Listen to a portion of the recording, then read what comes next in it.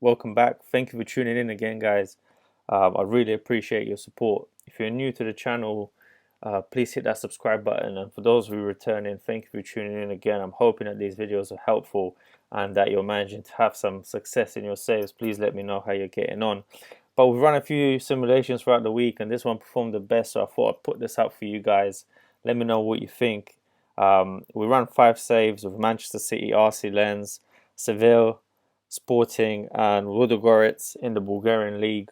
Um, they all either performed on par or overachieved, and as I say, overachieving is always a sign of a great tactic. With the City simulation, I'd say they sort of performed as expected. I wouldn't say they overachieved. Perhaps they should have done better. If anything, they may have underachieved. But they've won 4 out of the 5 trophies that they were competing for. I mean, the Community Shield is sort of a big friendly, but they ended up winning that. They won the Carabao Cup, they won the FA Cup, and they won the Premier League by 2 points. So not the most convincing win, but a win nonetheless, beating Liverpool to it.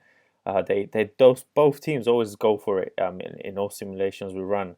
But I thought the tactic would suit City better, so I thought I'd try it with them, and they ended up winning it. So that's always good. They lost 6, drew 5, so not the most convincing wins, but they'll take it. Pep won't be complaining.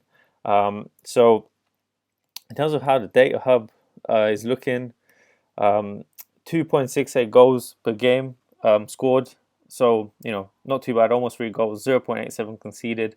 I'm not sure if they might have struggled with some injuries or something, but I was expecting that to be slightly lower. But getting plenty of shots off, 22, 23 shots per game, and pass completion, tackles, 1 ratio, and shots on target ratio all look pretty decent. So that's how City did with this tactic. We also tested this with RC Lens in the French league, and I would say they overachieved. RC Lens is a team that, if you look at their sort of general information, they're expected to finish 9th. So the fact that they've managed to get 2nd place just shows how much they overachieved. I mean, PSG were always going to win the league, the sort of quality they have in that squad. So it's impossible to sort of beat them to that. It would have to be a pretty special tactic to win the league with RC Lens. But coming in 2nd is pretty good, pretty solid, great simulation, I'd say. It shows that the tactic allowed the team to overachieve. And as you can see, 31 goals for Adam Buxa. If we have a look at his statistics, he's pretty well rounded, but you wouldn't expect him to sort of get 31 goals. But he's only valued at 8.4 to 10.5 million. So again, good tactic, I think, for RC Lens. Let's see how the data hub is looking. If I could find it, there it is. So again, 2.45 goals per game and 0.97 conceded. So slightly similar to City, almost the same. Again, getting plenty of shots off. That's always encouraging. In terms of the other competitions, yeah, they were knocked out in the quarterfinal by PSG. Luck of the draw, I suppose. But they done pretty well, I'd say. Pretty well. Sevilla in the Spanish league, I actually thought they could have won it. Man, they were so close. They came 2nd. Real Madrid taking it. As you can see there, just drawing their last 4 games and losing to Valencia at home on the last day of the season. Apart from that, they had a really good run. So I wonder if they sort of had maybe injury problems or I don't know, they were tired maybe. But if they win 3 of these games, maybe they're 3 home games. Does that change things? That could potentially change things. Give them 9 more points. So what would that be? 2 and yeah, they would won that. So poor end to the season, but I'd say that they overachieved with this tactic. They were expected to finish 4th, so challenging for the title is pretty good. And the data hub, I'd imagine, is pretty similar. I'll just show you guys so you can have a look. Conceding slightly more than the other 2 teams, but overall pretty similar. We also tested this with Sporting, and they ended up winning the Portuguese league. If we have a look at the league table, they only lost 3 and 129 and drew 2, so pretty solid.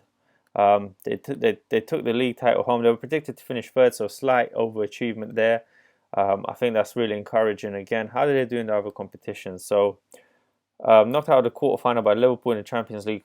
I mean, luck of the draw there. Didn't do too well in the cups. Knocked out by FC Porto in the Portuguese League Cup in the semi-final, and in the Portuguese Cup they got knocked out in the sixth round by Porto again. So pretty unlucky with the draw, I'd say. But you know, winning the league, I think they'll be pretty happy with that. Let's have a look at their data hub. It'll be interesting to see how they go on. So they actually did slightly better than Manchester City in terms of goals per game, 3.56. And they conceded slightly less at 0.71. Apart from that, 20 shots, 21 shots per game, that's pretty solid. Not bad at all. And finally, we also tested this in the Bulgarian league with Ludogorets. They were actually expected to win the league, and they did. As you can see here, they won pretty comfortably. Poor end to the season. They're similar to Sevilla in Spain, but maybe it was just injuries or tired players. Who knows? We sim all these games, so it is what it is. But they done really well. They only conceded 11 goals. That's pretty impressive. 80 goal difference for them, and winning it by 21 points. I think they were pretty happy with that. How are they doing in other competitions? Yes, this is what I said. This is a tactic which overachieves with this team as well. They reached the quarterfinal of Barcelona, the team from Bulgaria, who doesn't really have that much quality and depth. To get to the quarterfinals of the Champions League is pretty impressive. Knocked out by Barcelona again, unsurprising, but I think they'll take that. Quarterfinals is amazing, an amazing result for them. In the Bulgarian Cup, they won that pretty comfortably. Also won the Bulgarian Super Cup, so winning all the free trophies at home. How's their data hub looking? Let's just take a quick look. Yes, not bad. Similar, pretty similar, but the conceded per game is 0.46, so pretty good defensive outcome for Ludogorets. And 20 shots per game, again, really good.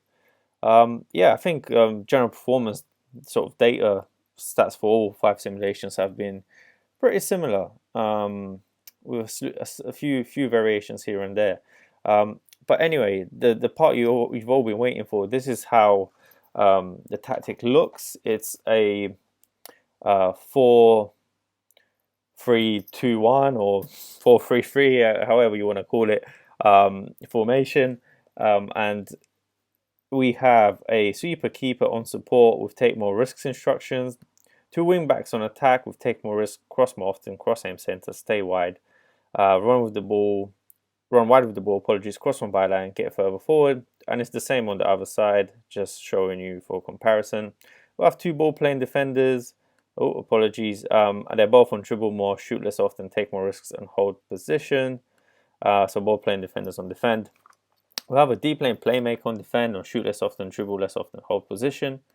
A deep lane playmaker on support, more direct passes, shoot less often, take more risks, and hold position. An advanced playmaker on attack with get further forward, run from position, shoot less often, dribble more, take more risks. Then we have 2 inside forwards with cross aim center, sit narrower, dribble more, cut inside with the ball, take more risks, cross less often, get further forward. Same on the other side. And we'll have an advanced forward on attack with take more risks, shoot more often, and move into the channels. Why we have the inside forwards on sit narrower is to give space to the wing backs to get further forward and overlap.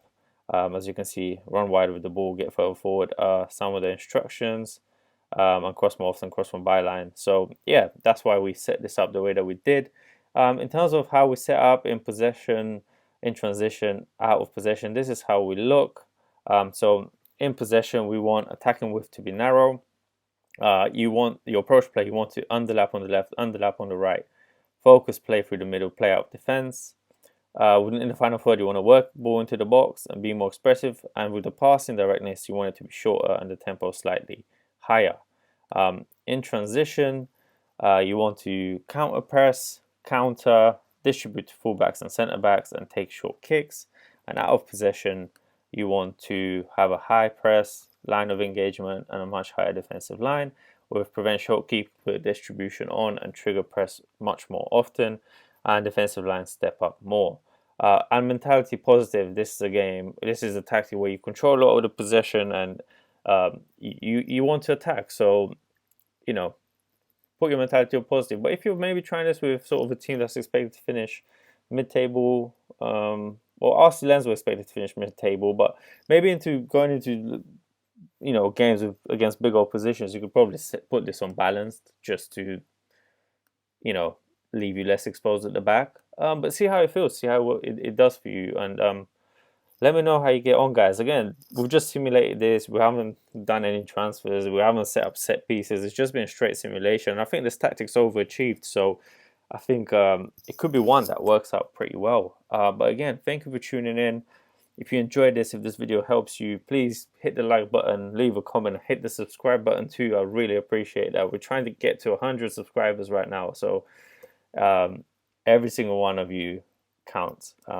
Thank you and good luck.